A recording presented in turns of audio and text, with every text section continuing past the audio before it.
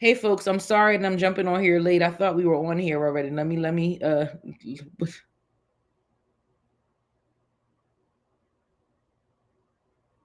this is bonded. Let me show this clip from my girlfriend. This is Sherelle.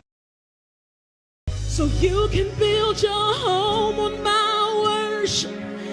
I'll stay right here where I'm welcome. You can build your home on my worship. And I'll stay right here. You can build your home on my worship. I'll stay right here where I'm welcome. You can build. All right, so that was Sherelle. She's amazing. I hope y'all love her. This is gonna be quick tonight. I'm feeling to give y'all a Bishop Martin word. Now, for those that don't know Bishop Thomas J. Martin, my grandfather, let me tell you this. He don't play, and he give you 15 minutes or less. I ain't got it in me tonight. I'm exhausted. This is a very busy season for us. Counseling ticks are up. This is a season where people are grieving and they're going through the just experiencing holiday seasons without loved ones. It's a heavier time for us, and just in general seasonal depression and those things kick in. So to all the people that we support, God bless you, and we're here for you. Please continue to reach out. But again, this is going to be very quick, and I'm gonna get out your way. Listen, I don't have a big message today, and I don't have a long one. God just gave me First Samuel chapter 15, but specifically this one verse, and it's a familiar one. I'm gonna read it in a weird version, and I'll read it in a calm version, the ones we know, right? Okay, so behold, to obey is better than sacrifice, and to hearken the fat of rams. Obedience is better than sacrifice. Simple as that. We know this. We know this. Why is obedience better than sacrifice? This particular passage talks about King Saul, and he was supposed to be fighting the Amalekites, and he had a battle against them. One thing I want to tell you is God don't play about his people, period. He don't play about his. I don't know what kind of parent y'all are, but I remember, getting smaller, losing some weight, and being able to go into the jungle gym after I had pregnancies and things of that nature, with my kids at the zoo. And part of the biggest issue I had is that I was in the jungle gym, and this kid kept coming out, but my kids were taking, like, where are my kids at? I'm seeing other kids go in, I'm not seeing them come out, but I'm seeing this kid go a bunch of times.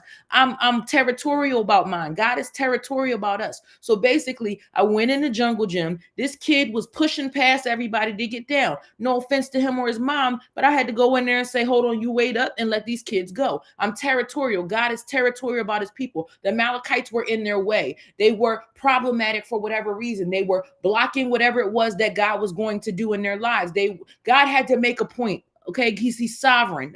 You can give it a million reasons, but God wasn't playing about his. Okay, just like you wouldn't play about your kids, for those of them that have them, or your family, or your friend, anybody. God don't play about us. And so he told Saul, go, and right now I am giving you the advantage to go in, because he sees everything from start to finish. I am giving you the advantage right now to go in and to take over and do what you got to do. Destroy everything. That's the second point. Sometimes we have to destroy everything. It has to burn before God is willing to do the next thing that he's trying to do in our lives. I know what I'm saying to you sounds crazy. The problem is Saul, third point, I'm out your way, I promise. Saul thought he knew better than God, and his intentions were good. Don't we come with good intentions sometimes?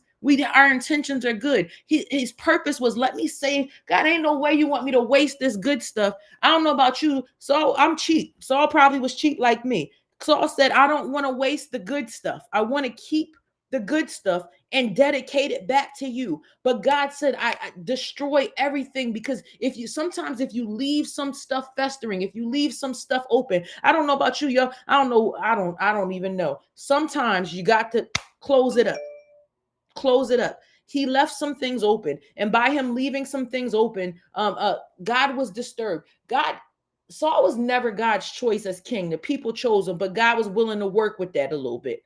But then he removed himself at this moment, because you can't obey me. I don't know about your relationship. You ever tell somebody exactly what you like, exactly what you want, and they go and, matter of fact, we coming up on Christmas. Let's be honest. Let me be real with y'all.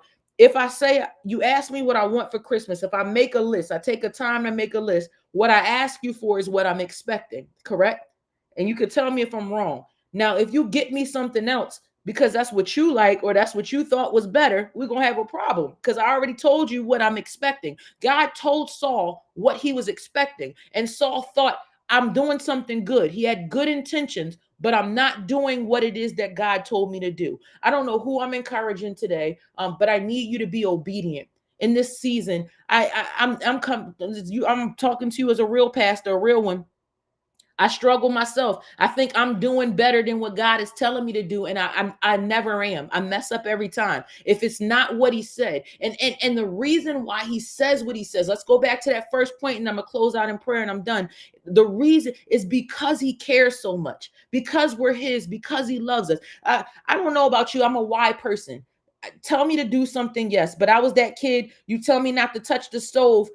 All right, but I'm circling. I'm going around that stove a couple times. I might not touch it, but I'm looking. I'm trying to figure out. I need an explanation as to why. Why? I need it to make sense. All right. I'm also on the spectrum, and so being on the spectrum, it is what it is.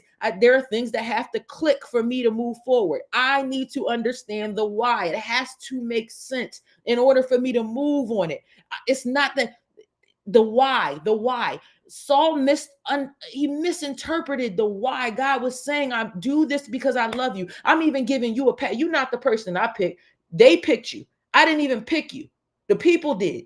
You were not my choice, but they wanted a king, and they got you, and I was willing to even go with it. My God, how awesome is that? How often do we do that? We settle, we go with stuff, but man, you didn't listen to me. Listen, Linda, ain't that the video that came out? Listen, Linda. All right, let's close out in prayer. I'm not trying to hold y'all.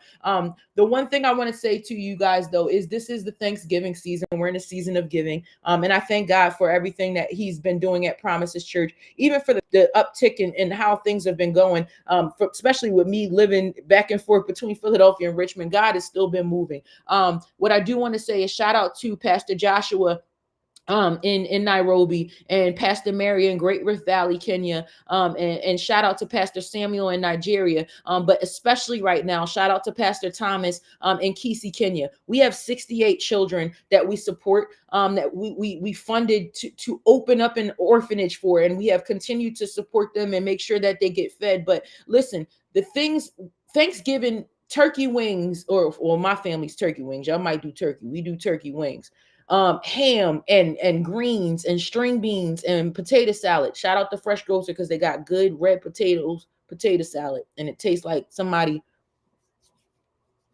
cooked it. It's good.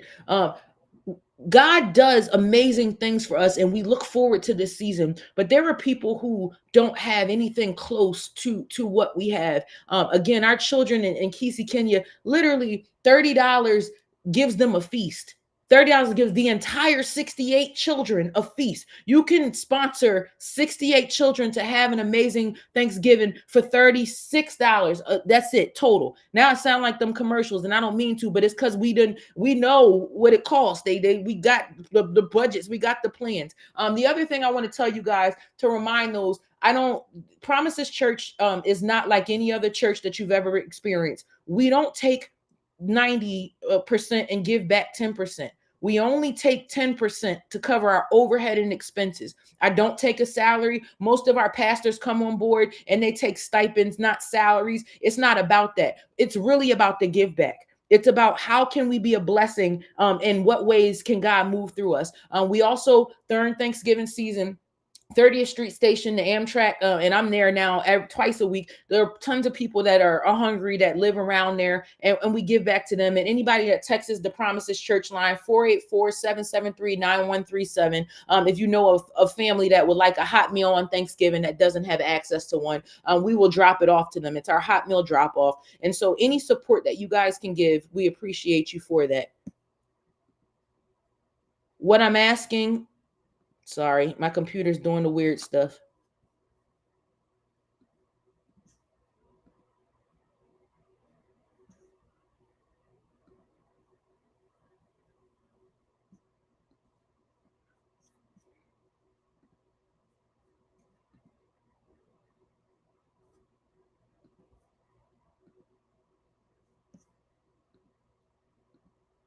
What I'm asking for is that God be able to continue to do the things that He does.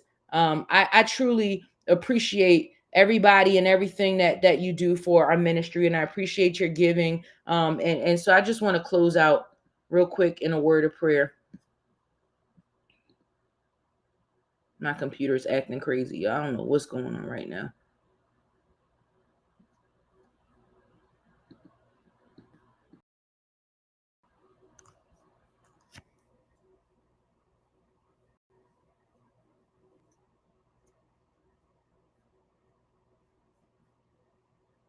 God, we thank you for today. We thank you for everything you've done. We thank you for everything you're going to do. God, we ask right now that you continue to have your way, that you continue to move in our lives, that you continue to work through us.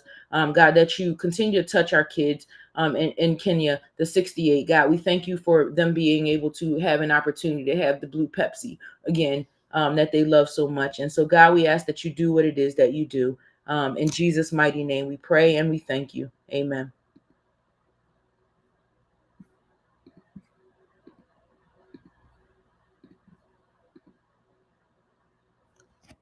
Y'all have a good one. God bless you. I appreciate you so much.